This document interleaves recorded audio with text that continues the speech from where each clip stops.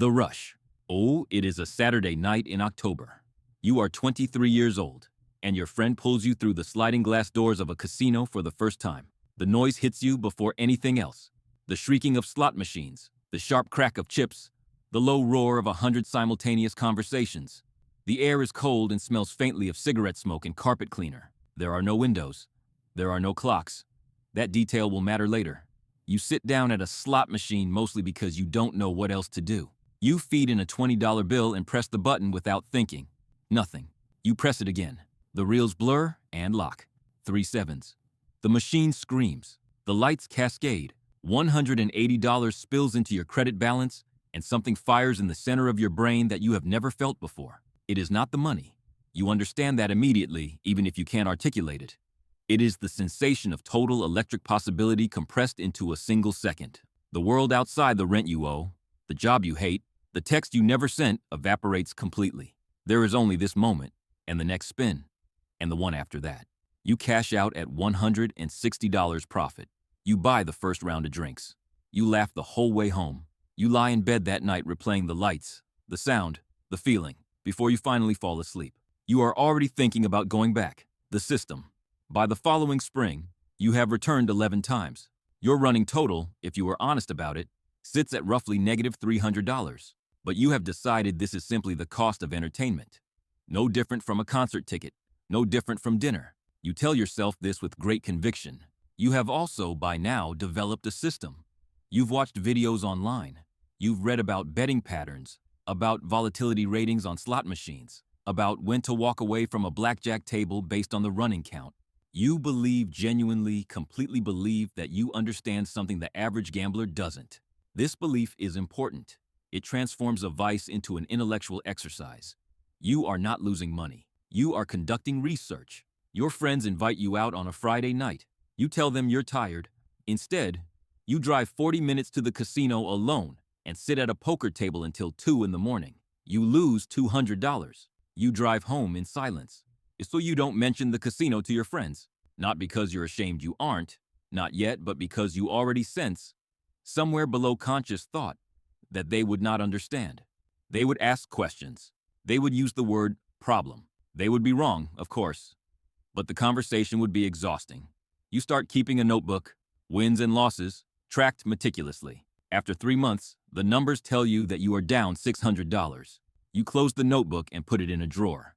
You do not open it again. The chase in August, you lose $400 in a single session. It happens fast. 3 bad hands, a run of cold slots, and then somehow 2 hours have passed and the money is simply gone. You drive home with your jaw tight. You are not devastated by the loss itself. You are devastated by the specific, unbearable feeling of having lost. And there is a difference. The next morning, you wake up and the thought arrives fully formed before you've even gotten out of bed. You need to go back and win it back. It is not an impulse. It feels like logic. This is the moment. You will not recognize it as such for years. You return the following evening and lose another $300. Now you are down $700 on the week, and the number itself becomes the enemy. You cannot stop thinking about it. You begin pulling from your savings account just temporarily. You are absolutely certain of that. You will put it back next paycheck. This is a bridge loan you are extending to yourself. One Tuesday night, everything turns. You sit down at a blackjack table and cannot lose. In 4 hours, you walk out with $1,100 in cash, and the relief is so overwhelming it feels physical, like setting down a backpack full of rocks. The problem is solved. You knew it would be. You were right to keep going. You return on Thursday. By midnight, the $1,100 is gone, plus $200 more. You stop checking your bank balance. Checking it makes the numbers real, and the numbers at this point are not something you are prepared to make real. The architecture of lies. By the following February, you have maxed out 1 credit card. The limit was $2,000. You had told yourself, repeatedly, emphatically, that you would never do this. The card was for emergencies. The casino, you now understand, has become an emergency not in the way you meant, but in its own inescapable way. Your girlfriend asks why you seem distant. You tell her it's work. She believes you, and her belief sits in your chest like a stone. You have become a precise and practiced liar. Not because you are a dishonest person, you do not think of yourself that way, but because the truth has grown too complicated to tell. You told your mother you needed money for a car repair. You spent it at the casino within 48 hours. When she asks about the car, you tell her the mechanic fixed it. She says she's relieved. You change the subject. The casino has begun to treat you like a valued customer. Your player's card accumulates points. They mail you free play vouchers and discounted hotel offers. They remember your name at the desk. You interpret this as a kind of recognition, evidence that you are someone who belongs here. What it actually means is that you have spent enough money to be worth retaining.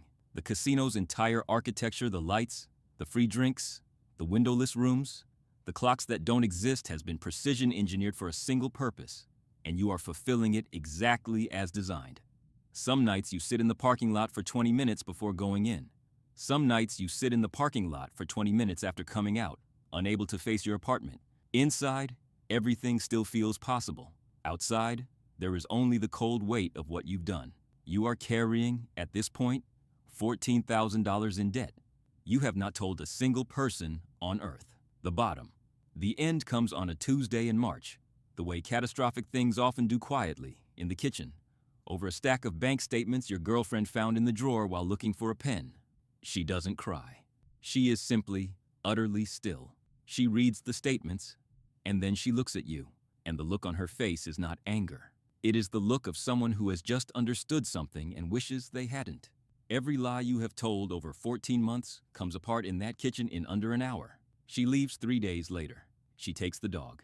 You lose your job the following week. The Monday absences had accumulated. The exhausted, distracted half-presence at your desk had been noted and filed. Your manager tells you it isn't working out. You cannot argue. You have $47 in your checking account. You have a casino app on your phone. There is a notification on the screen. $10 in free spins, just for you, expires tonight. You open the app. You stare at it for a long time. You do not place the bet. You are not sure why, exactly. The desire is still there, it will be there for a long time, but something else breaks open first. You call your brother. You haven't spoken in 4 months. He picks up on the second ring, and when he says your name, something in your throat gives way. You say 3 words. I need help. They are the most accurate words you have spoken in over a year. The long way back recovery does not look the way it does in movies. There is no single moment of clarity. There is no scene where you stand on a mountaintop and feel healed.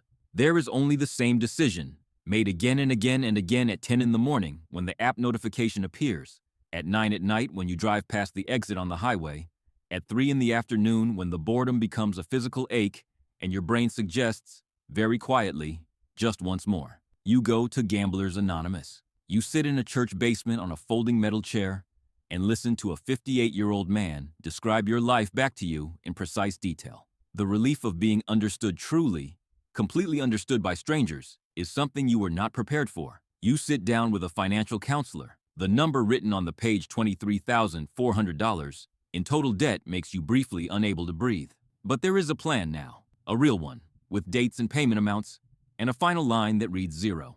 You take a second job on weekends. Every dollar above your minimum expenses goes toward the debt. The casino mails you a birthday offer. You throw it away without opening it. Some weeks are straightforward. Some weeks you drive past the casino on the way to work, and your hands tighten on the steering wheel without your permission. You keep driving. You repair things slowly. Your brother, your mother, 2 friendships that bent but did not break. Other things you damaged cannot be fully repaired, and you learn to make peace with the shape of those losses. 3 years and 4 months after the kitchen in March, you make the final payment. You sit in your car afterward and do not move for a long time. The silence is different from the silence of the parking lot outside the casino. That silence was the weight of everything you owed. This silence is just quiet. You are free. It cost you everything, and then some, to get here. But you are free.